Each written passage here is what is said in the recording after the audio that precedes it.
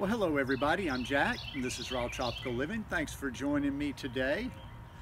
I was just about to get some sun out here, collect a little bit of vitamin D, and was planning on doing my video a little bit later, but I said, you know, why not do a video out here today? It's fairly quiet right now. We'll keep our fingers crossed that it stays that way, although it probably won't, but that's life, isn't it? Anyhow, I got a little reading for you today, Living Without Enemies. I do videos every day, so if you're not already subscribed to the channel, I'd really appreciate it if you'd go ahead and subscribe now. Then be sure and click on the little bell and check send notifications so you'll stay subscribed to the channel. I've done readings before. If you're new here, this is a reading by Dr. Wayne Dyer, Living the Wisdom of the Tao. Change your thoughts, change your life. You know, I don't like to overdo these. I can't remember. It's been a few weeks since I've read from here. And when I do these weekend videos, I like it to kind of be natural. I really love it when something jumps out at me. And I just picked up this book this morning, opened it up, fingered through just for a second, and I came to the one that I think I want to read. So anyhow, let's get right into the reading. To start with, let's read the 69th verse of the Tao Te Ching. There is a saying among soldiers, I dare not make the first move, but would rather play the guest. I dare not advance an inch, but would rather withdraw a foot. This is called going forward without advancing, pushing back without using weapons. There is no greater misfortune than feeling I have an enemy, for when I and enemies exist together, there is no room left for my treasure. Thus, when two opponents meet, the one without an enemy will surely triumph. When armies are evenly matched, the one with compassion wins. And then he always talks about his thoughts on these various verses. Living without enemies. Imagine a world with a common heritage that bonded all beings on the planet. A world that didn't know the word enemy, where everyone happily agreed that we're all one people, originating from the same source of non-being. Picture a world that understood that harming anyone would be analogous to harming oneself. Unfortunately, while there's never been such a state of affairs among humans during the entire written history of civilization, this is the vision of Lao Tzu in the 69th verse of the Tao Te Ching. And it's my vision for what's possible when we work at being Tao-centered people with Tao-centered leadership.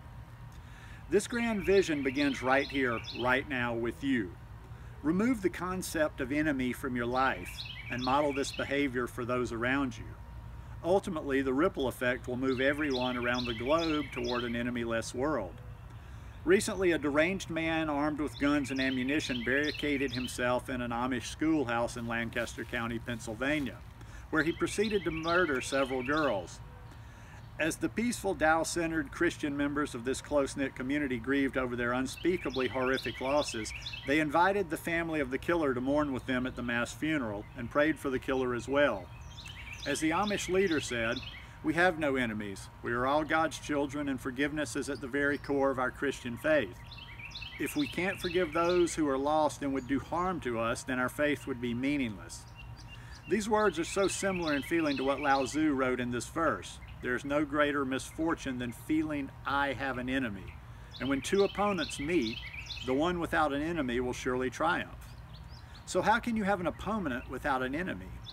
In her illuminating book, The Tao of Inner Peace, Diane Dreyer offers a response to that question. Keep this in mind as you apply the 69th verse of the Tao Te Ching to your life.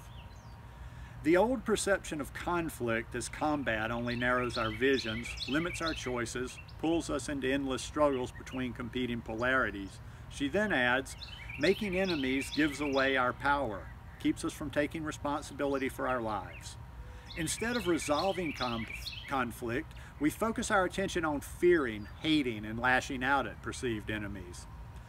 The lesson from Diane's brilliant book, as well as this verse of the Tao Te Ching and the statement of the Amish community leader, is that conflict doesn't have to mean combat. Listen, that's a good phrase right there. Conflict doesn't have to mean combat. In other words, someone with a contrary point of view doesn't have to be the enemy. Imagine if every general took these words of the Tao Te Ching to heart and practiced them. I dare not make the first move. There's no way war could exist. Lao Tzu advised that if war ever does become inevitable, one should practice defense rather than offense. One should never initiate hostilities, but recognize in the heat of battle that the battle itself is something to grieve about. With no concept of enemy and a heart that's filled with compassion, one stays harmonized with the Tao. The presence of combat, whether verbal or physical, is an indication that contact with the Tao has been lost. There should be no celebration, and every war and battleground conflict should be treated as a funeral, with compassion during the day. As I sit here contemplating the visage of Lao Tzu, he seems to say that a world free from foes isn't as impossible as you may believe. This is how you can put this wisdom to work for you now. Refuse to think of anyone as your adversary. Reread the most important line in this verse. When I and enemy exist together, there is no room left for my treasure. Your treasure is your peace of mind and your Tao connection. So your competitors in business, your opponents in an athletic match, and the members of a competing political party are not your foes.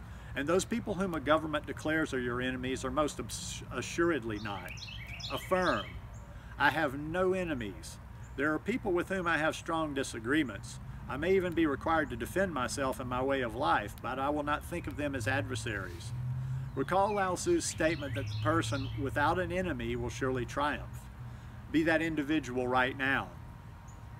Vow to never start a fight. Stay on the defensive side of disputes, aligning with Lao Tzu's advice to play the guest rather than making the first move.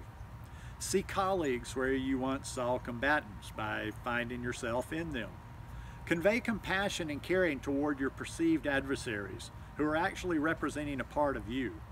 Refuse to start a fight, reminding yourself that you'd be battling with yourself. Find a way to see oneness in a holy encounter, since all of us are of the Tao. Do the Tao now. Reproduce these words found in Anne Frank's diary, written as she was being hunted by the Nazis. In spite of everything, I still believe that people are really good at heart. I can feel the sufferings of millions, and yet, if I look up into the heavens, I think that it will all come right. Post this for everyone in your family to see.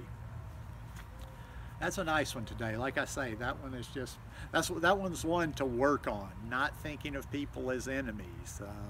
I understand the defensive part of it. I can understand the defensive part of it, but it's always something to work with. Anyhow, hope you guys enjoyed this one. If you like it, please give me a thumbs up.